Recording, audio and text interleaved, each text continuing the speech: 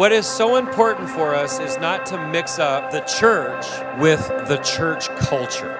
Now, what by definition is culture? Culture is a way of life, it's mannerisms, it's a lifestyle, it's a way of thinking. And there is in the United States over the last 100 years, a church culture which could be defined as an institutional, it's a formalized, organized body, an institutional expression of religion that is part civil religion and part country club, where religious people can hang out with other religious people whose politics, worldview, and lifestyle, and traditionally in America, skin color is the same as theirs.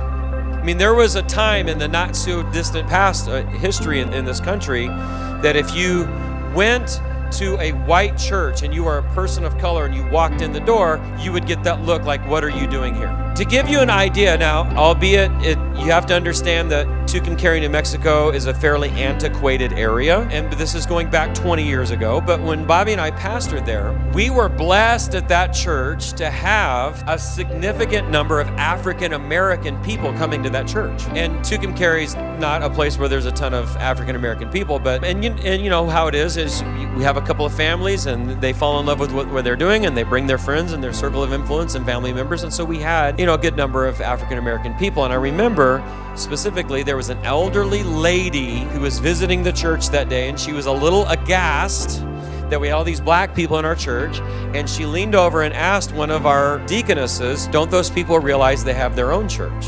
Now, this is all within our lifetime. It was Martin Luther King, the great civil rights leader, who said that 11 o'clock on Sunday morning is the most segregated hour in the country.